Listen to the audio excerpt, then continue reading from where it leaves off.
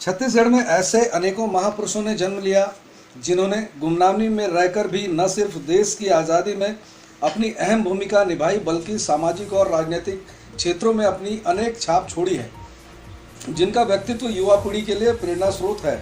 उन्हीं में से एक महापुरुष है नेमीचंद लुनिया, जिनका जन्म छत्तीसगढ़ की माटी में हुआ और वो बचपन से ही देश में सामाजिक उत्थान के प्रति अग्रसर रहे हैं। यही वजह रही कि उन्होंने जवानी की दहलीज में कदम रखते ही अखिल भारतीय कांग्रेस की स्थापना के वक्त स्वतंत्रता सेनानियों के साथ खड़े होकर अंग्रेजों का मुकाबला किया और आज़ादी के बाद वे निरंतर सामाजिक उत्थान के प्रयासों में लगे रहे, जिसके तहत उन्होंने बूचड़खाने को बंद करने एवं अन्य प्राणी संरक्षण के अनेकों प्रयास किए, जिसके चलते उन्हें सामाजिक परिक्षेत्र में सम्मान तो मिला मगर शासन की निगाहों से वो अछूत रहे और गुमनामी का जीवन व्यतीत कर अपनी सेवा देते रहे। लुनिया, स्वर्गीय नेमीचंद जी लुनिया ने ऐसा कोई क्षेत्र नहीं था जिस क्षेत्र में देश हित में, राष्ट्र हित में, मानवीय सेवा का कोई कार्य नहीं किया। धार्मिक, राजनीतिक, सामाजिक सभी क्षेत्रों में उन्होंने अपनी सेवा प्रदान करी है और निस्वार्थ भाव से उन्होंने सेवा प्रदान करी है।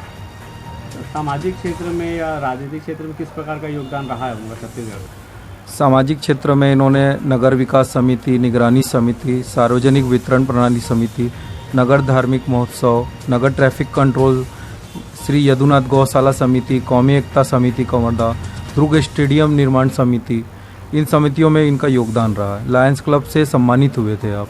5 मार्च 2012 को लायंस सेवा सम्मान से सम्मानित भी हुए थे आप। सर, एक स्वतंत्रता सेनानी भी रह चुके हैं, उस बारे में कुछ बताइए। हाँ, स्वतंत्रता सेनानी भी रह चुके हैं आप।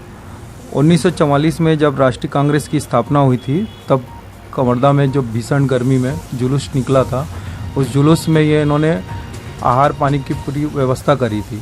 इसके लिए वहाँ के राजा धर्मराज सिंह ने इनका समझाया भी थे, विरोध भी किया था कि ऐसा आप मत कीजिए करके, और इसके एवज में उन्हें नाई धोबी जो मूलभूत सुविधाओं से वंचित भी कर दिया था 6 माह के लिए। फिर भी ये अपने उसूलों में अडिग रहे और राष्ट्रहित के लिए कार्य करते रहे। इसके लिए कवर्धा नरेश विश्वराज सिंह जी ने इन्हें स्वतंत्रता संग्राम सेनानी प्रमाणित किया था, सर्टिफिकेट के साथ प्रमाणित किया था। इनके जीवन से आपको क्या प्रेरणा मिलती है? इनके जीवन से हमें यही प्रेरणा मिलती है कि निस्वार्थ भाव से सभी क्षेत्रों में हमें कार्य करना चाहिए। और ये काफ़ी धार्मिक पुरुष थे, व्यक्तित्व था इनका। अपने पूर्ण कर्मों की निर्जरा करके ये गए हैं।